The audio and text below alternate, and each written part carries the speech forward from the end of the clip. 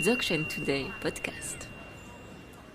Hi, everybody. Hello. Hello. Hello. Welcome to this Dzogchen Today podcast. Oh, thank you. Thanks for having us. Yes, thank you for being here. So this is today the season 1, What is Dzogchen? And the first episode of this season is a general representation of Dzogchen. Okay.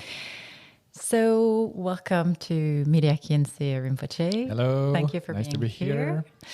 And welcome to Gregoire, Langouet. Thank you. For this podcast. So today, few of us have heard of Dzogchen, and it's very often equated with Buddhism. So Mila, Khyentse, could you please tell us what it is and in a few words what Dzogchen is? Yeah, sure. Actually, yes, it's true. Usually we mixed up Dzogchen and Tibetan Buddhism because first of all, Dzogchen comes from Tibet, even if its origin we think is from India or just neighboring countries. And then it was for some centuries mixed with Tibetan Buddhism practice. So it's not a 100% Tibetan tradition. it's not a Tibetan tradition. It's depends on the tradition, but in the origin, in the beginning, it's from India, we think, or from Central Asia, and then it developed later on in Tibet. And nowadays, in the West, we received this tradition from Tibet. And the way we received them was Tibetan Buddhism was entangled with Dzogchen and still is. So Dzogchen is a kind of specific practice, a specific tradition on its own. But there is some adds from other traditions like Tibetan Buddhism. And is it still living in India today? Like it's an Indian tradition? Actually, it disappeared from India for a lot of centuries. And it came back because, unfortunately, with the exile of Tibetan people, from the 1950s, 1959 to be exact. So with the Tibetan coming back to India, then it spread again. Okay. And you talked a lot about a tradition. Yes, it is. How much is it different from a religion? Actually, tradition is we say it's not just tradition, but great tradition. It means that we put them at the same level as Christianity, as Islam, as other great traditions.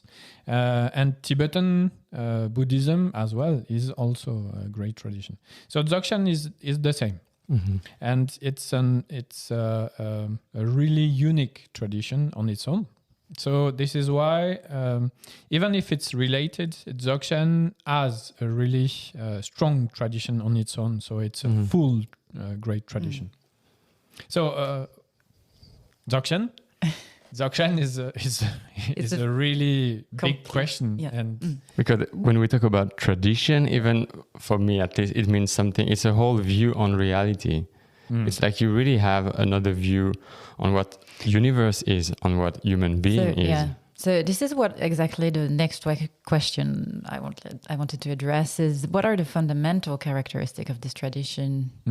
But one of the characteristics could be that it has what we can call an ultimate view on reality. It's like what there is on the ground, what reality is what you have to achieve, is what you have to recognize. So a tradition, in a way, brings something that we are not used to think about in modernity, which is a path. It means to recognize what's already there, and to do that, you have to do something. You have to put on practice. so you mean there is a primordial truth, we can say truth, or a primordial reality, which is the basis of everything? And that's really like, it's a bit weird for modern people because even in like philosophical tradition, we don't think about that anymore. It's like we will call it absolute, we will call it ultimate, we will call it transcendent, but all these words have lost a lot of their meaning today. Yeah, and that's precisely what the Dzogchen is all about. And also usually they are envisioned into a result, something, you know. We are overcoming the worldly reality to an absolute one, and we want to go somewhere else. Yes, because we are suffering here and we want peace there. So that's not the way of Dzogchen, right? No, it's really not, because what is at the basis of everything remains at the basis of everything. So the basis, in fact, the great difference between Dzogchen with maybe everything else, all over traditions, is that the basis is the result. So we are not taking a path, we are not practicing to reach a different result as our basis, true nature, we can say, or primordial nature, but we just practice to reach the result that is the true nature of ourselves. So it's already here. That's pretty difficult to understand because usually we want something else. Like we want to go to paradise. Yes. We want to have peace after death. Actually, we have shitty conditions, so we want to overcome these conditions. So how come it's already there, the ultimate? That's a bit ununderstandable. And this is why you were talking about everything is at the view. Everything is at the beginning, at the basis, and everything is according to a view. Yes. So what kind of view? A view. What does that word mean already? A view on reality. And what's a bit difficult again to understand is like this view is not a specific view. It's not a partial view. We talk about a view about something usually, but here the view, it's like the whole reality. Yeah, it's a global view. Universe, reality of myself, reality of yourself. Yeah. There's no separation, no distinction. And this view, go to the core of reality. And there is a specificity of this view. On Dzogchen, most of the time we present it as empty and luminous. That's one of the key points of that ultimate view. So you mean that our body, like this, you know, the body we feel that is tangible, can be light and empty as well? It seems so. At least that's what the tradition says. And maybe there is even a strange result. Oh, really? Yeah. Well, that sounds very interesting. I guess this might take some time, right, to get there, because saying it's luminous and empty, probably that it's not the first thing that appears. So what would be the path to reach that? Yeah. Yes. Maybe Could can you I tell just us a bit more? come back a little bit just to give other words on what Dzogchen is? Like we've already said, Dzogchen is a word that comes from Tibet. Dzogpa Chenpo, and Dzogchen is the contraction, and it means it's like the great ultimate reality, great perfection. So of everything. Of everything. It means that this great perfection is already there, has already been there, will always be there. That's what the name partially says. So you just have to find it. Yeah. Is it? Okay. It sounds this is the path. It sounds quite simple, actually, to hear that, but it may not be that easy to integrate it. It's so simple. You just have to breathe Dzogchen. You just have to think Dzogchen. To eat Dzogchen. Feel Dzogchen. And love Dzogchen. Etc. So even hate Dzogchen. Yeah, of course. Because it's everything. Yeah, positive and negative emotions. It's the same for Dzogchen. Everything is included in Dzogchen. So we use the word tradition, we use the word religion, and maybe we can say like it's a spiritual path or it's a way of life. We talk about it maybe as a kind of philosophy. It can bring things about maybe psychology, but that's not it. It's all that, and it fits any of our boxes in modernity. Well, and even yogic practices, so body practices, mind practices like meditation, contemplation. Yeah. So it's a really full package. Yes, exactly. It's very integrative, right? Inclusive. It is. Wonderful. So, yes, in that case, would you say that the Dzogchen tradition is reserved for any particular audience? I don't think so. No, not at all. You just need a brain A body? a body with two Mind? arms, two legs, and so on, Mm-hmm. and a mind that is functional. Mhm. This is a bit tricky, but you need to. The main point is you need to understand the teachings, because Mhm. Dzogchen is a tradition that is taught, and so we integrate the teachings that we receive. So it's So you mean studying? yes, studying, integrating, and putting the teachings into practice. Mm. So if you are not able to do that, unfortunately, you cannot really practice Dzogchen. But everything else, you just need what you are as human being, and that's it. So what we are, it is our material. And Right. not only. Not only, yeah, and that's what you discover little by little on the path. You have to be patient to put things in practice, but yeah, maybe to start with a bit of studying can be a good starting point. Yes. Then there's the meditation, as we're used to this word nowadays.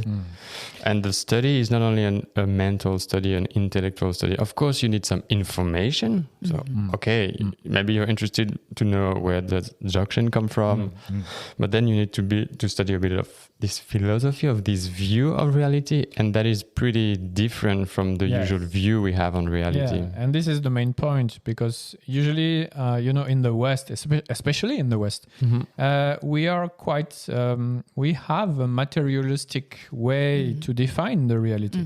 A lot. And then you just, the Dzogchen view is quite different from this point of view. So you have to first learn what the Dzogchen view is about. How it sees the reality, the universe, oneself. Whatever is going on also in our mind as human beings, like the thoughts, emotion, and so on. And then when everything like this get clearer, then you can really develop a really strong practice. And how do you find all this information? But we just said in the beginning that this tradition comes from Tibet. So when the Tibetan masters of Tibetan Buddhism and Dzogchen spread to the West, they started to give teachings as well.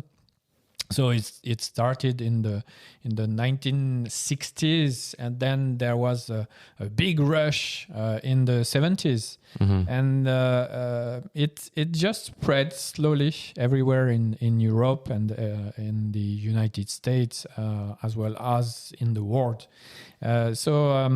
The one, the first one who used to give teachings in the West is really well known as Namkhai Norbu Rinpoche, and he kind of accommodated the teachings to our way of thinking, and actually nowadays it's a new spread with techniques and teachings that are more suitable to our way of life and the So it's way been we define. Adapted. Yes. Okay. Adapted. Yes. So if I understand correctly, first you need to find a teacher, A teacher, a master. a master, Yes. and then you need to develop this view so that then you can apply this view in your day-to-day Daily life, Yes. in every activities of your life, Even at night. even at night. Yes. So it means you During cannot our learn dreams. it through books. I was used to learn new things reading books, and now you're talking about like being in a relationship with a what? A master? A master? What is that? Yes, because also you A can master learn book?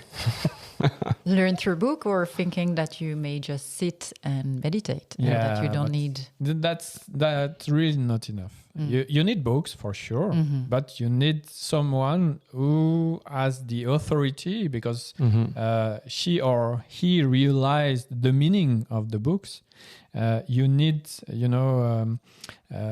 his advices. You need everything coming from his practical knowledge. And this is, we talk a lot about guide. You need a guide, because the path you will follow in the Dzogchen is a path, it's a road. So you need a map to reach the result, to be able to reach the goal. So the map is the master.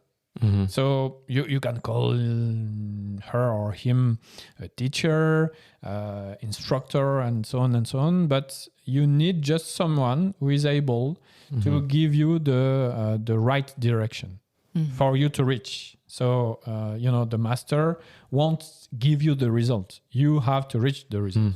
But if you can't find a master, maybe you can start a bit by reading the books or going to the website to read the articles. Exactly. And then maybe at some point you will about meet some... dzogchentoday.org. Exactly. Yes, I know this one.